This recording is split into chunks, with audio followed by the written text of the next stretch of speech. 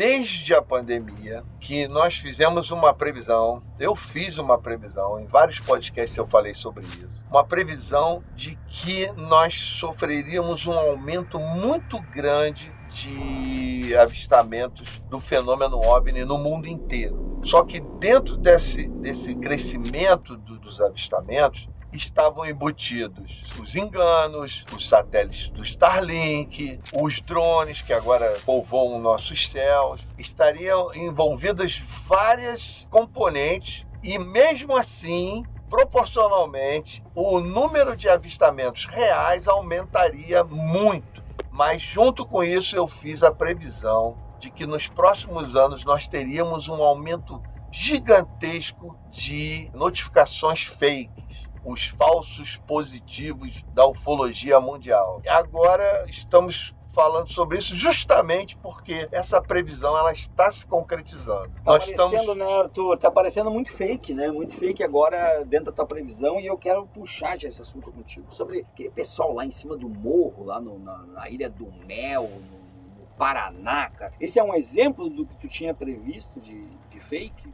É exatamente o que eu estava dizendo. Hoje é dia 23 de janeiro e nós já estamos com 2 fakes com repercussão gigantesca no Brasil e fora do Brasil, que é esse caso da Ilha do Mel e agora mais recentemente um suposto vídeo do ET de Varginha, que aconteceu essa semana praticamente.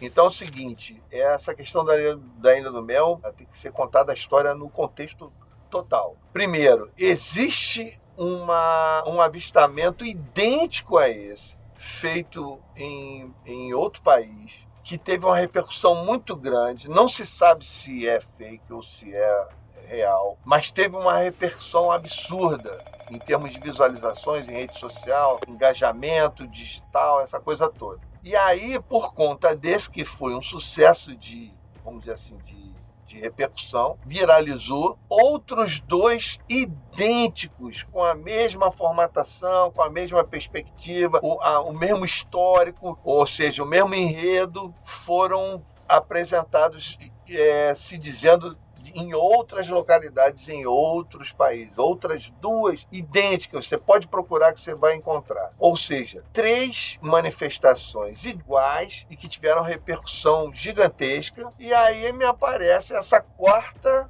versão do Piniquim, exatamente igual, seres no alto da montanha, onde se atribuía que os seres eram de mais de 2 metros de altura, que esses seres tinham características que não eram humanas, idênticas. Aí eu pergunto, isso é uma coincidência? Ou isso é mais uma elaboração de eventos formatados, falsificados para bombar nas redes sociais?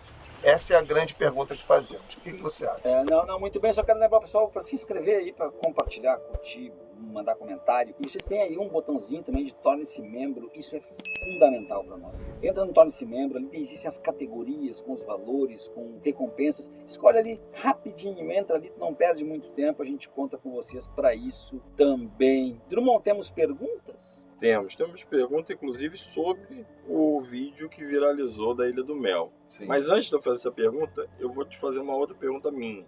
A que ponto esse clickbait para viralizar nas redes sociais atrapalha o trabalho sério dos ufólogos? Na realidade, eu diria até que contamina, mas não atrapalha. Não atrapalha, porque quem faz sério estará sempre fazendo sério. Tem vamos dizer assim, cadeira cativa. Permanecerá. Esse é um fenômeno novo, né? Podemos dizer que é um fenômeno novo. Esse alto índice de elaboração para falsear alguma coisa e torná-lo, vamos dizer assim, mais próximo da realidade possível, com o intuito de enganar o público, isso é mais ou menos novo. Vamos dizer, no passado existia esse tipo de coisa, mas não tão contundente. E, aliás, a tendência é piorar, hein? Porque agora vai sair, já está sendo utilizado, mas ainda não em caráter público, a inteligência artificial para vídeo. Então, a tendência é que o nível dos vídeos chegue a um ponto tecnológico que vai ser muito difícil, apesar da tecnologia, vai ser muito difícil você diferenciar o falso do verdadeiro. Pelo menos tecnicamente. Poderemos avaliar outros parâmetros para você validar ou não um vídeo? Eu acho tem algumas questões que são importantes, Arthur, que o pessoal não leva em consideração uma coisa. A ufologia é um trabalho de muito fôlego, é um trabalho de muito esforço, um trabalho às vezes ingrato por não ter nenhum tipo de apoio, não ter nenhum tipo de incentivo, mas por trás da ufologia também há um aspecto muito importante que as pessoas esquecem, que é a paixão por aquilo que faz, né? Porque o tema ufologia é um tema apaixonante. Apaixonante. A pessoa que se mete, se aventura a trabalhar a ufologia sem essa paixão, ela está muito mais fadada a se envolver com fake news para caçar like do que qualquer outro tipo de coisa. Porque o cara que ama a ufologia mesmo, ele respeita a ufologia, ele não quer fazer esse tipo de coisa. Eu me encantei com a ufologia aos 11 anos de idade. Quando eu entrei lá na oficina que meu avô tinha no fundo do pátio, o seu Viário, que tinha lá uma coleção de livros, e eu encontrei o Erich von Däniken lá. Quando eu tinha 11 anos, eram os deuses astronautas. Então eu fico pensando, se o cara tá se dedicando a subir em cima de um morro ou fazer uma montagem com deepfake e com tudo mais para ficar sacaneando o trabalho, ele não vai conseguir prosperar. Não vai conseguir. O ufólogo sério vai saber que isso aí tá burlando, tá rompendo os limites da ética, mas no máximo que ele vai conseguir é 2, 3 dias de glória e de fama, e isso aí vai cair por terra abaixo, não acho? E eu acho uma ingenuidade fora do normal. A ingenuidade do cara achar, hoje com a tecnologia disponível, a visibilidade que tudo tem hoje, você achar que você vai criar e vai falsear uma imagem, um vídeo, ou o que seja, ou uma situação para tornar aquilo real e angariar visualizações, é uma ingenuidade fora do normal. É certo que em algum momento vai ser desmoralizado. É certo isso. E respondendo à sua pergunta, o ufólogo sério, ele não dorme em paz se ele não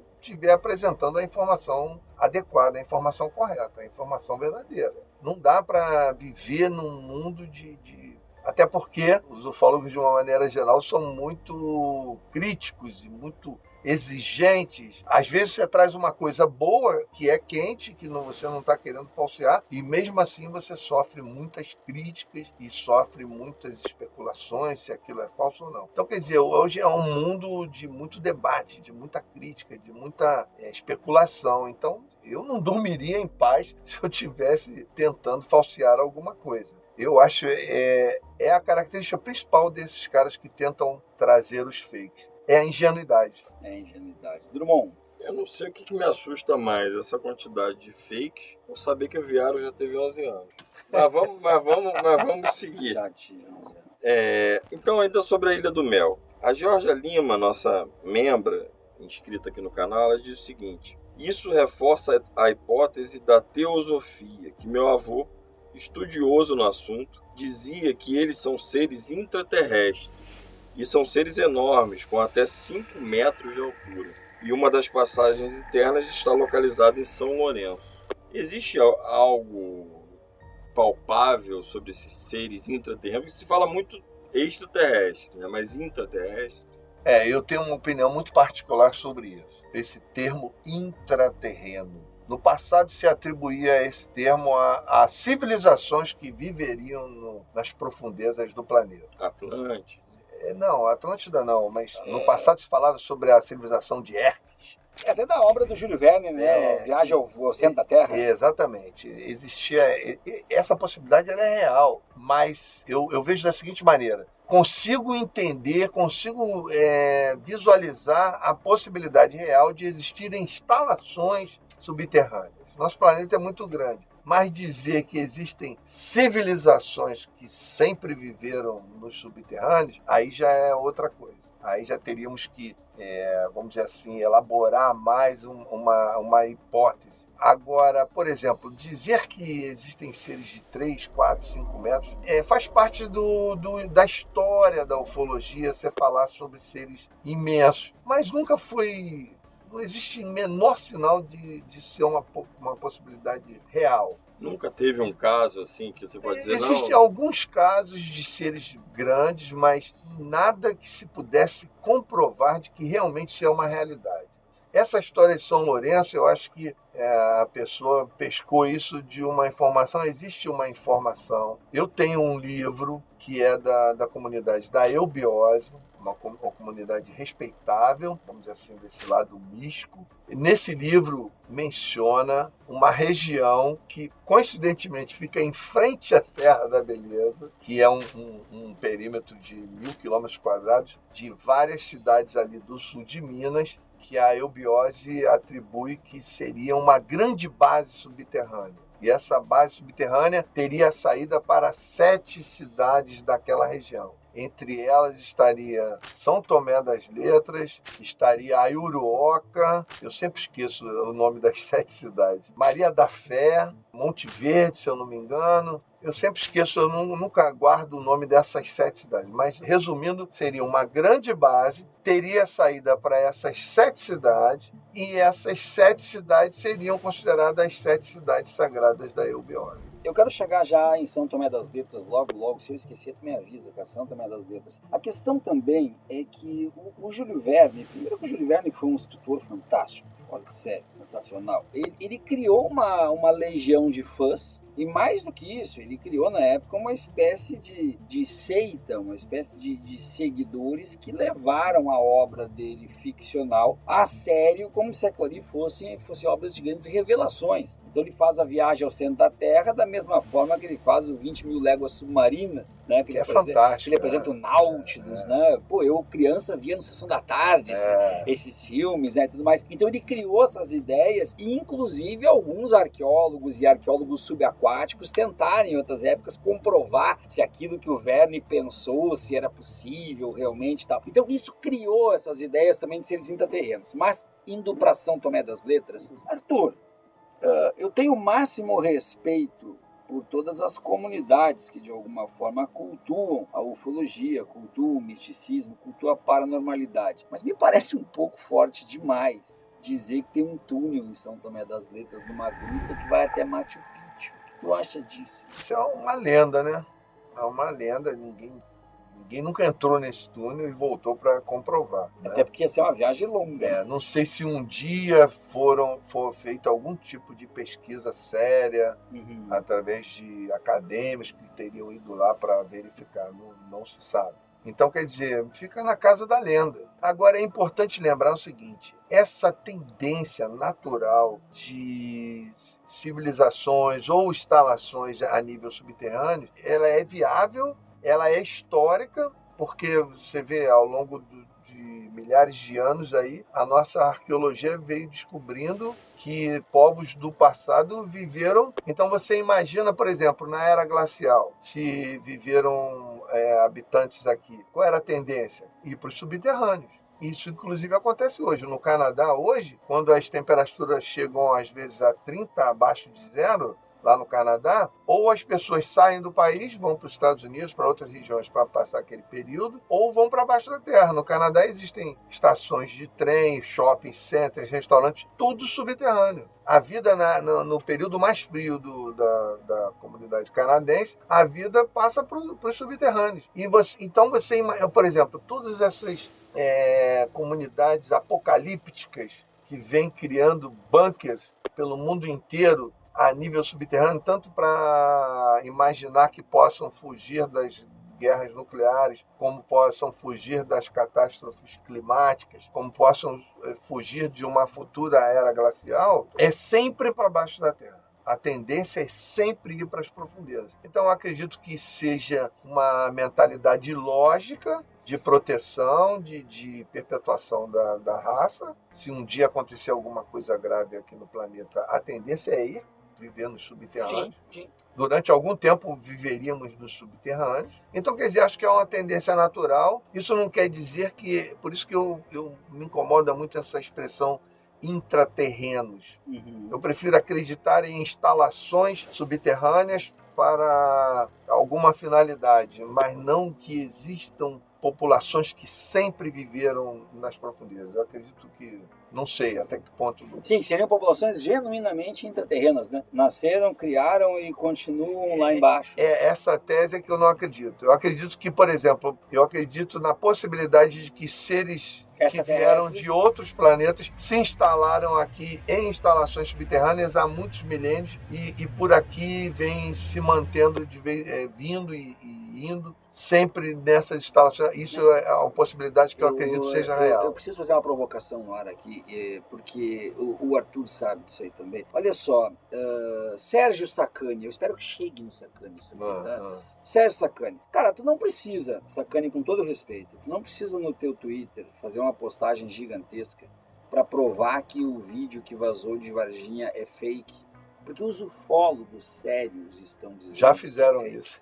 Tá? Então não é tu, Sacani, com essa tua sanha, essa tua sede de tentar de todas as formas desconstruir a ufologia, chegar no teu Twitter para dizer, não, aqui, ó, isso não existe. Descobriu a pólvora. Esses caras estão... Não, esses caras não estão, Sacani. Não estão. Tá? Esses caras não estão acreditando que isso é verdade. É só isso aí, então, tá, irmão? Bom, vamos para outra pergunta aqui. E é interessante porque são duas perguntas e uma delas gerou muito debate entre a comunidade. Mas vamos para a primeira pergunta e são mais ou menos parecidas. Essa primeira pergunta é do Emerson Sorato. Existem vários tamanhos descritos dos OVNIs, esferas de metal. Existem também relatos de que ao entrar em nave, seu interior é maior que seu exterior. Será que os OVNIs, esfera de metal, transmutam de tamanho? E não existem vários tamanhos, e sim o formato que aumentou e diminuiu? Ele ainda bota sim, sei que parece loucura. Isso é uma coisa que tem se falado muito recentemente. Eu acredito que seja mais uma questão de percepção de quem viveu essa experiência. Você vê uma nave menor e você, por alguma razão, você é levado a adentrar a esse ambiente, e quando você chega dentro desse ambiente, esse ambiente ele é muito maior do que parece. Tipo o barril do Chaves. Tipo a casa do Snoopy. O barrilzinho do Chaves. Exatamente. Isso eu acho que está relacionado mais à percepção ou não, né? Ou então a lembrança que a pessoa tem, ela às vezes pode ter sido levada através de uma nave menor para um local muito maior, mas a lembrança que ela tem é a lembrança só daquele momento que ela estava nesse ambiente muito maior. Então, a experiência... E a perspectiva, né, Arthur? Desculpa interromper. Você pequeno, vai num local, esse estúdio, para mim, por exemplo, se eu chegar aqui com 1,20 m de altura, eu vou ter a perspectiva de que esse estúdio é gigante. Já com 1,83 m, esse estúdio não é tão grande assim. Eu acho que é uma questão de percepção, de perspectiva, porque o fenômeno OVNI, quando você está na condição de protagonista, ele te dá essa percepção. Você tem percepção de tempo diferente, você tem percepção de espaço diferente.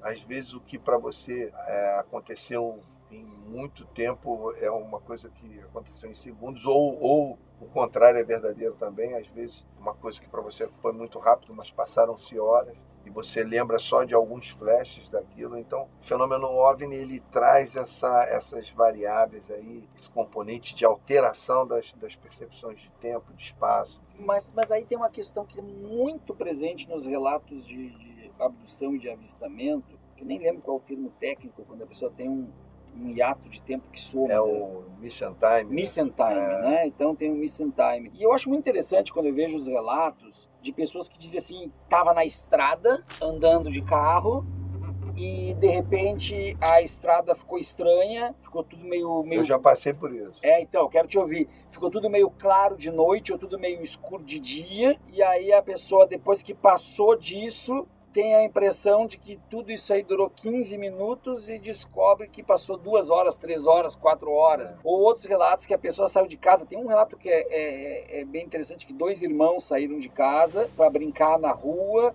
e eles voltam para casa, e quando eles voltam para casa a família está toda desesperada. Eles ficaram um dia fora de casa e acharam que tinha ficado pouco tempo, eles tiveram um avistamento e voltaram para casa. Esse missing time, que é essa hora que parece que a pessoa foi abduzida e aí deletaram aquele tempo dela para ela não saber o que aconteceu, botam ela de volta no lugar e para ela o cronômetro continua a partir daquele momento, mas passou muito tempo. Mas tu disse que tu teve isso, então nos conta, né? Não, Mas isso não tem a ver com falha na Matrix também? Não pode ter a ver? Essa é a teoria dos não ufólogos. Ah, dos não ufólogos. Os que vão explicar de outra forma vão dizer que é falha na Matrix.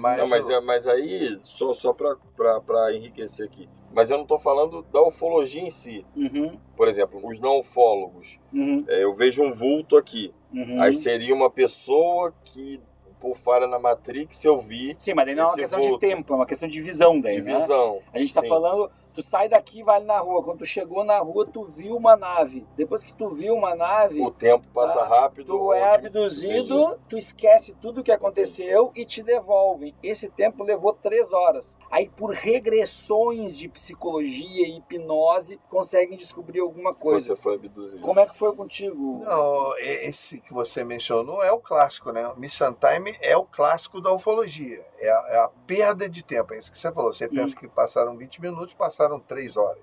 Uhum. Esse é o padrão. O que aconteceu comigo e que hoje é muito relatado é o contrário. É o adiantamento de tempo. Opa! O que aconteceu conosco, nós vínhamos numa viagem, a gente estava vindo de Foz do Iguaçu, vindo do Congresso. Uhum. O último, o Foz, que é o último. Quem é que tava junto? Estava eu e o Júlio Ferreira, meu parceiro de viagem, né? Estamos sempre juntos. E a gente vinha, e a nossa referência, nós viemos de carro, né? Viemos de Foz do Iguaçu de carro, viemos pelo Paraná, e a nossa referência era a cidade de Avaré, porque a cidade de Avaré, ela fica bem na fronteira de São Paulo com o Paraná. Uhum. E nós já tínhamos colocado no GPS, porque nós íamos dormir na casa do Marco Aurélio Leal, do Marcão, em Sorocaba. Uhum. Então já estava tudo mapeado no GPS, eram 202 quilômetros de Avaré a Sorocaba. Então a nossa referência era Avaré. E nós vimos uma viagem maravilhosa, a estrada linda, eu até comentei, cair da tarde, eu falei para ele, olha que estrada maravilhosa, tapete, tudo bem sinalizado, com aqueles olhos de gato, com acostamento, tudo perfeito, a estrada maravilhosa, um final de tarde maravilhoso. Eu comentei com o Júlio, eu falei, olha que estrada fantástica, cara, olha que linda. Aí nós vimos uma placa, 44 quilômetros para chegar a Avaré. Eu falei, 44, daqui a pouco nós estamos em Avaré, daqui a 40 quilômetros, daqui a 40 minutos a gente está chegando em Avaré. A gente nunca chegou em Avaré. Como assim, cara? A gente nunca chegou em Avaré, demorou mais alguns minutos, a gente de repente estava tudo escuro, um breu do caramba, uma estrada que eu nunca vi, uma estrada toda esburacada, com aquelas crateras imensas, não tinha acostamento, o mato entrava assim, fechava a estrada. Eu falei, cara, que lugar é esse? Falei, cara, que porra é essa? E Avaré que nunca chega? E eu ainda naquela esperança de chegar em Avaré, né? E eu comentando com o Júlio não abria a boca. Aí eu tive meio que Tava o quê? Tipo, estado de choque ele? Não, ele tava calado. Na hora eu não maldei nada. Tava normal. Eu falei, cara, que porra é essa? Falei, será que nós estamos chegando em Avaré? E nada de Avaré. E aí o negócio foi ficando tenebroso. A gente viu uma luz, aí entra no clássico, né?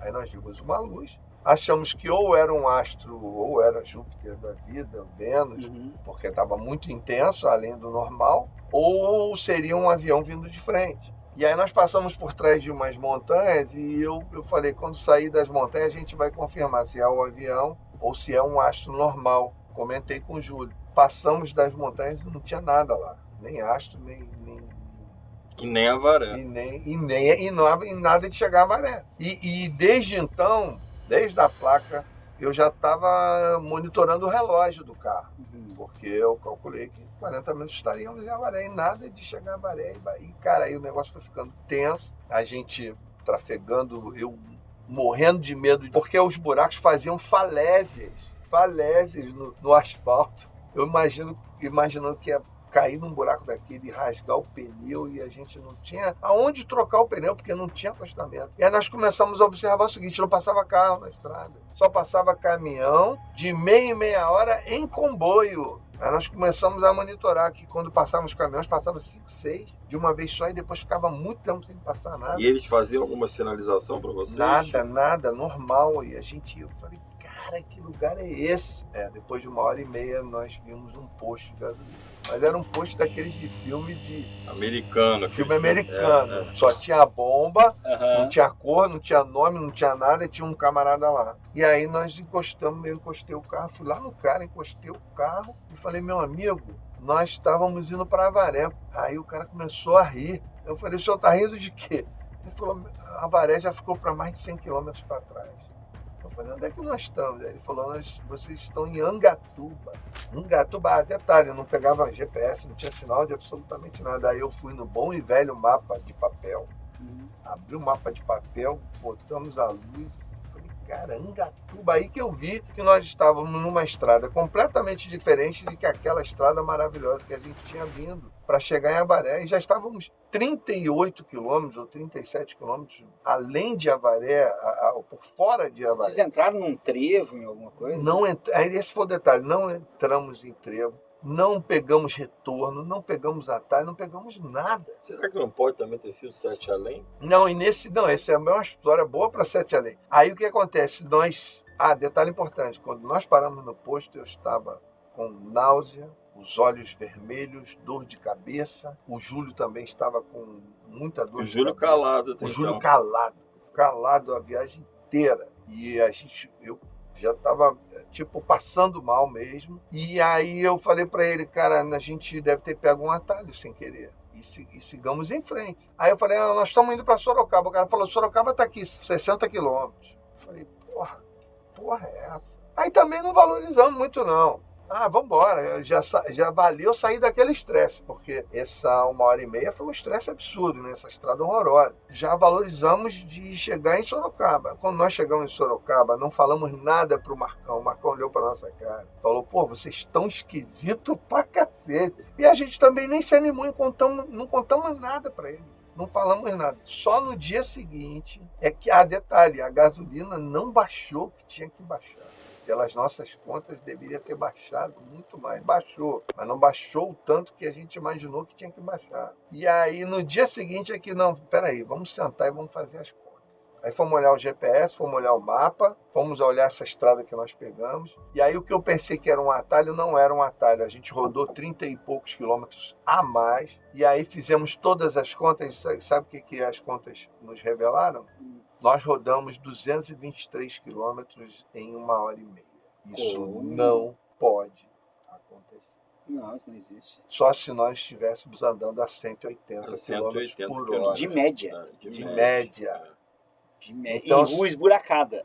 Então é o seguinte, até hoje não sabemos o que aconteceu. Ao mesmo tempo, nos policiamos para não cair na armadilha de que teria acontecido alguma coisa. E fica para os próximos capítulos. Mas a comunidade vai ter que dizer o que acha disso, né? Eu vou dizer a minha tese. Para mim, os dois foram abduzidos com carro e tudo. Né? Com carro e tudo, esse cidadão que não sabe disso, mas foram abduzidos, ele sabe, sim. Foram abduzidos com carro e tudo, e depois colocados de volta em outra estrada. O parceiro já estava meio ali grogue da própria anestesia voltando. Quer dizer, eu quero ouvir vocês, coloquem nos comentários, mandem pergunta para eu digo o que aconteceu. Se o Arthur foi abduzido ou não foi, se foi Sete Além, se não foi, Drummond, por favor. Eu acho que foi Sete Além. Eu abro divergência com o relator, eu acho que foi Sete Além, porque, não sei, apesar de eu ter feito, já foi ao ar o desafio do Sete Além do elevador que foi furado. Eu nunca procurei. Descartou também? Não, eu nunca descartei, mas também nunca me aventurei para não cair na armadilha de achar que aconteceu alguma coisa extraordinária. Mas eu, pela primeira vez, procurei uma hipnóloga renomada, a doutora Gilda Moura, experiente nessa questão das abduções, e pedi a ela que fizesse uma sessão de hipnose. E aí, para minha surpresa, eu não consegui ser hipnotizado plenamente. Durante mais de 2 horas ela fez inúmeras tentativas e eu tive flashes de memória desse dia. O que apareceu? E esses flashes apareceram coisas bem interessantes, e aí eu não posso dizer que elas são reais porque... Não, mas diz o que aparecia. Eu tive 5 flashes de memória. Veja bem, o que eu vou dizer aqui não quer dizer que seja real. Nós temos várias falsas memórias, nós temos nossos desejos, nossos sonhos. Você vê que isso é o compromisso com dizer a verdade. Eu só atribuiria uma realidade a isso se eu fizesse no mínimo meia dúzia de sessões, ou mais de 10 sessões. Aí eu atribuiria. E se fosse completamente hipnotizado? E fosse completamente hipnotizado. Por isso que a nossa grande expectativa é que o Júlio seja hipnotizado. Claro, porque ele estava meio grogue, né? Não, com total isenção. Porque o Júlio, ele é muito mais suscetível, eu acredito, pelo tipo de personalidade que nós somos diferentes. eu acredito que ele seja muito mais suscetível a facilitar uma hipnose. Não, e uma coisa, Arthur, eu procuro sempre trabalhar a ufologia também de forma racional, né? Gente, não sou ufólogo, eu sou uma amante da ufologia, não confunda, tá? Mas, se eles abduzem e fazem experiências ou fazem alguma coisa para depois mandar de volta, em quem é que eles vão carregar mais na anestesia? Em quem tá no carona ou quem tem que dirigir o carro? Hã? Pegaram. Interessante, eu nunca tinha pensado nisso. Claro, ele tava grog porque vamos investigar mais nele, porque o Arthur tem que dirigir, então vamos só apagar ele e acordar porque ele tem que dirigir. O outro vai estar sedado a full porque não precisa dirigir. Não, e depois eu vim a descobrir que essa região de Angatuba é uma região de altíssima incidência de OVNI. Tem vários casos de OVNIs, vários casos de abdução. Inclusive é perto de instalações militares ali próximo. Tem um caso famoso de um caminhoneiro que foi levado, ele tem certeza que ele foi levado exatamente nessa região, nesse perímetro ali entre Avaré e o Paraná e São Paulo, ali, aquele trecho ali. Então eu vim a descobrir que nós estávamos numa região de altíssima incidência. Mas e o que a hipnose estão doidos para saber, né? Bom, eu tenho que fazer uma ressalva aqui, porque eu não sei se eu estou certo, mas eu nessas tentativas que a doutora Gilda Moura fez de uma hipnose, pra gente chegar nesse dia lá, nesse momento. Ela não mora no Brasil, né? Não mora, ela mora em Portugal agora. Nessas tentativas eu acho que eu aprendi um pouquinho do mecanismo da hipnose. Por quê?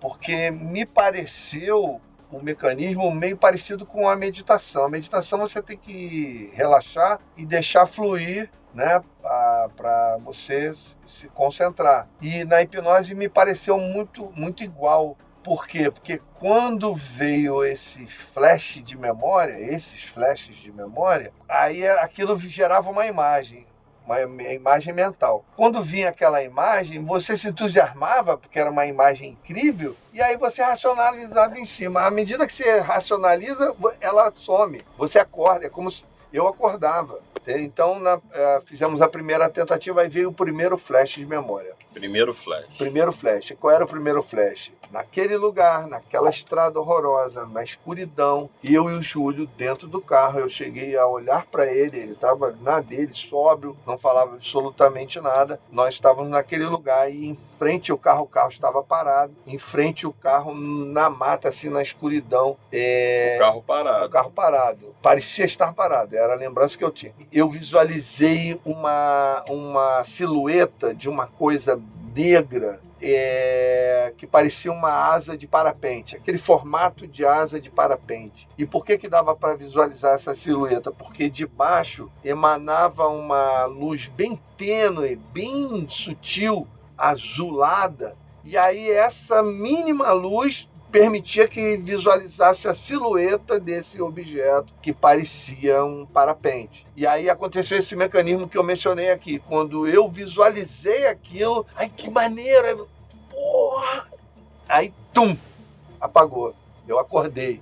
Fantástico! Aí, mas eu tinha relatado. Aí falei para a doutora Gilda, vamos lá de novo, vamos, gostei e tal. Aí voltei para o relaxamento, aí de novo, entrei naquele transe hipnótico, aí veio o segundo flash. O segundo flash é a mesma cena, mesmo lugar, naquela estrada escura, o carro na escuridão. Eu olhei para o Júlio, a mesma coisa, ele do meu lado, e quando eu olho aqui na minha janela do motorista, o que nós chamamos de grey, um greyzinho, mas era um greyzinho simpático, com cara de menino, parecia uma criança.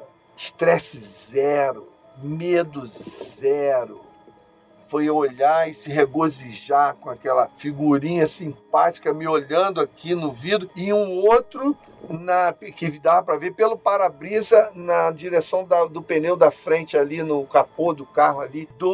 Os dois pareciam dois meninos, uma cara simpática, mas eram greyzinhos mesmo, aquela característica, aquele olhão negro, baixos, meio cinzentos e tal. E eu olhei para o Júlio como quem diz, você está vendo? E ele não sinalizou nem nada, mas manteve a percepção de que ele estava vendo também. Aí a mesma coisa, fantástico, que coisa incrível, né? Tum!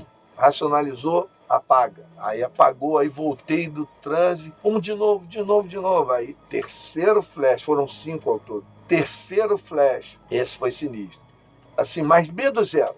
Todos os flashes, medo zero, estresse zero. É importante relatar isso, muita serenidade. Era um ambiente muito claro, branco, mas não dava para ver de onde vinha aquela luz. Eu estava numa coisa que parecia uma poltrona de dentista, porque ela não estava nem deitado nem sentado, estava meio recostado, como se fosse uma maca de hospital. Do meu lado tinha uma mesinha que parecia essa mesinha mesmo de hospital, aquele aço escovado, é o que me pareceu, e tinham 2 potes brancos com tampa nessa mesinha. E o que me chamou a atenção? Os 2 potes tinham etiquetas. E aquilo me chamou a atenção e eu fiquei querendo ler se tinha alguma coisa escrita naquela etiqueta. Me chamou a atenção, 2 potes brancos, e aquele ambiente, aquela coisa. E de repente me vem uma mão. Eu não olhei para ver de onde vinha essa mão, eu não sei de onde vinha essa mão. Só lembro daquela mão comprida, com veias bem delineadas, assim, aquela mão magra com dedos compridos, não lembro se eram 3 ou 4, isso me fugiu completamente, eram dedos bem compridos, colocando um terceiro pote nessa mesma mesa. E eu olhando com naturalidade aquela mão passando aquilo pela minha barriga, colocando um terceiro pote, também com etiqueta. Veio aquele entusiasmo, a mesma coisa, racionalizou, aquela imagem sumiu e não deu para ver se o Júlio estava do meu lado, não deu para ver absolutamente mais nada. E tu não enxergava paredes nesse ambiente? Não enxergava paredes, enxergava só uma claridade contínua aqui.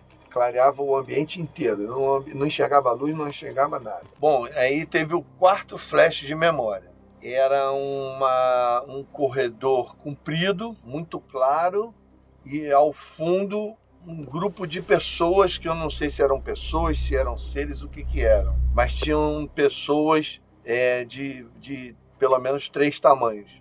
Tinham uns tamanhos que pareciam crianças, um tamanho de pessoas adultas e um tamanho de pessoas adultas um pouco maiores, um pouco mais altas.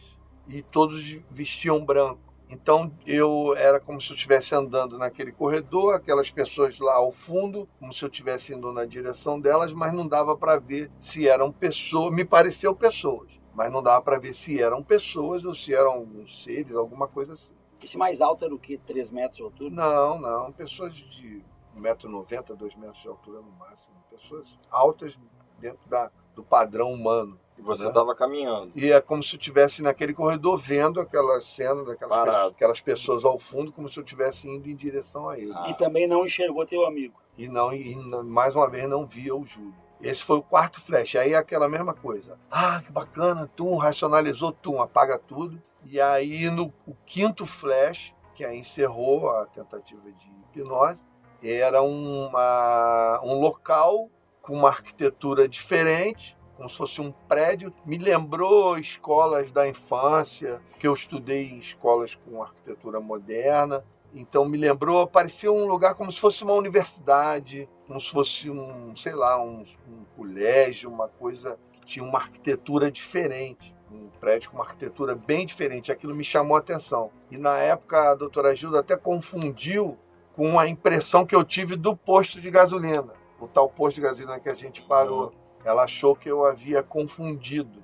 E aí, só para arrematar, no final de tudo, onde a gente já tinha praticamente desistido de uma hipnose contínua, que só vieram esses flashes, a gente nem sabe se isso é real ou se são memórias produzidas, porque existe esse tipo de coisa no nosso subconsciente, de acordo com nossos desejos, nossa vivência. Você pode produzir memórias falsas. Então, por isso que a hipnose ela só tem validade depois de muitas sessões.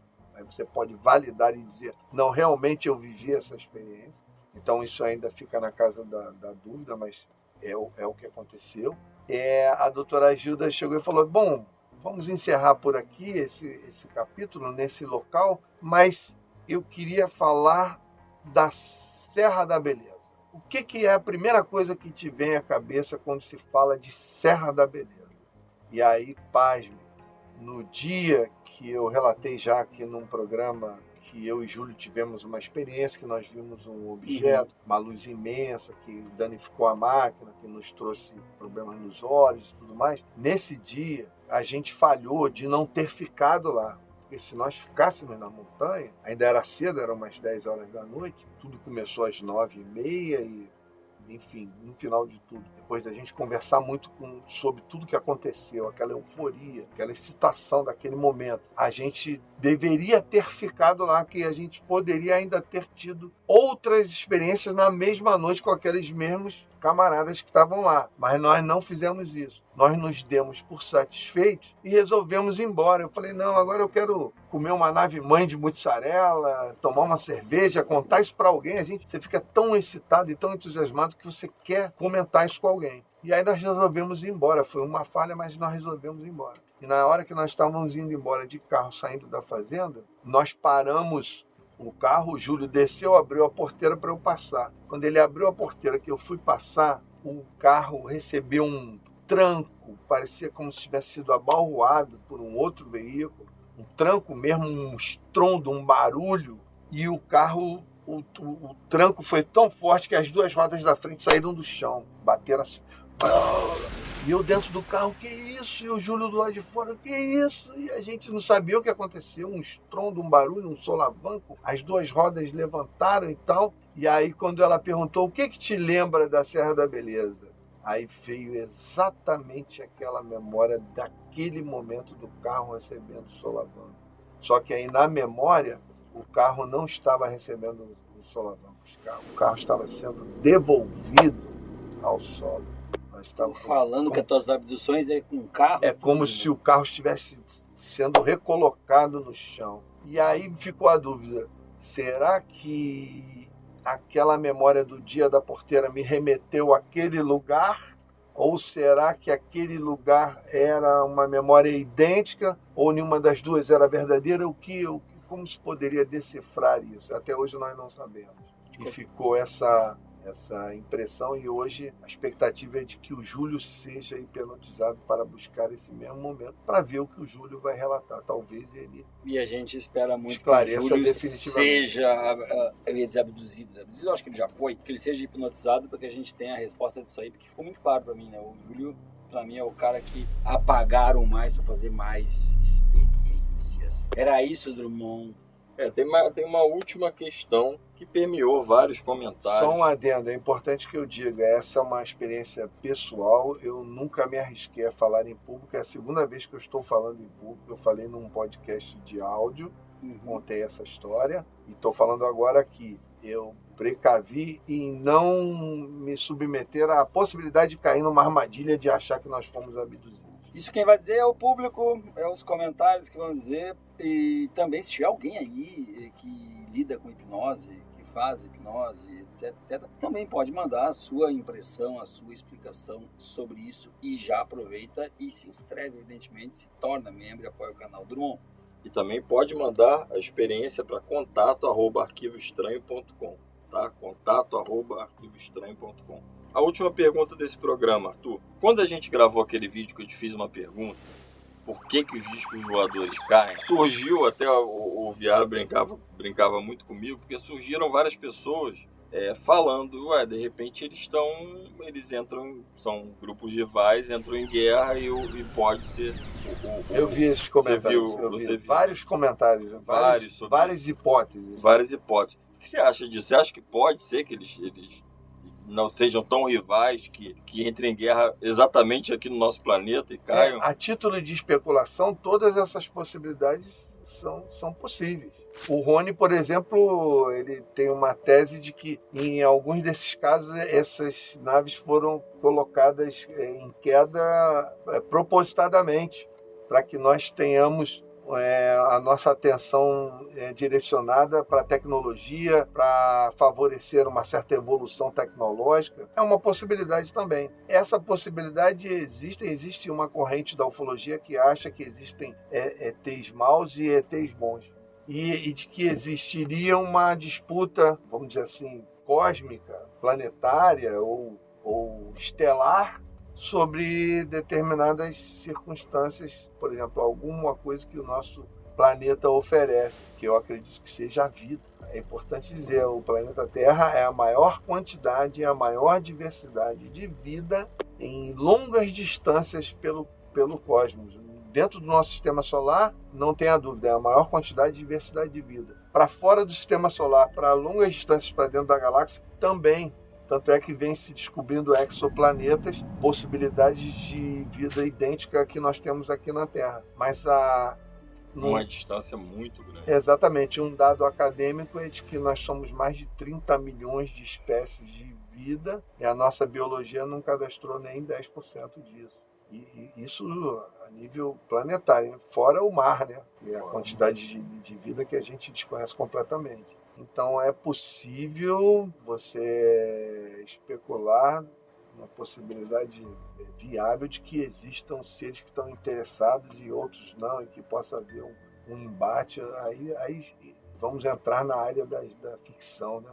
Não, isso que você fala em relação à vida, só para os nossos inscritos e membros e admiradores e parceiros, né? Acima de tudo parceiros e parceiras nossas. Pra você ter uma ideia, em 2015, 2016, foi descoberto, porque existia, o professor Viaro pode falar melhor do que eu, mas existia um só continente que era a Pangeia. E aí vai se abrindo e tal. Se você juntar todo o globo, existe uma fenda exatamente na altura do Rio de Janeiro, né? Então, foi descoberto em águas muito profundas essa parte de terra que teria saído, né? Que não completa o Rio de Janeiro com a África, né? E que ali teriam minerais, ouro, enfim, tudo, né? E que aquilo faria parte do Rio de Janeiro. Então, imagine o que tem de animal em águas muito profundas. A gente tem aí em média 80%, né, vamos dizer, da civilização oceânica que ainda não é dominada pelo 80%? homem. 80% que ainda não é... que não se sabe, né? Não é classificado o que existe, o que não existe, nem quais são os tamanhos deles. Mas isso aí é coisa estranha, mas é para outra hora. Gente, paramos por aqui com mais essa belíssima e com um relato do Arthur que vai dar o que falar. Forte abraço. Até o próximo. Gente do YouTube, comunidade Arquivo Estranho. É o seguinte, eu venho aqui dizer, a gente tem 5 categorias para você se tornar membro. Cada uma delas tem brindes exclusivos. Se torne membro, vem para cá.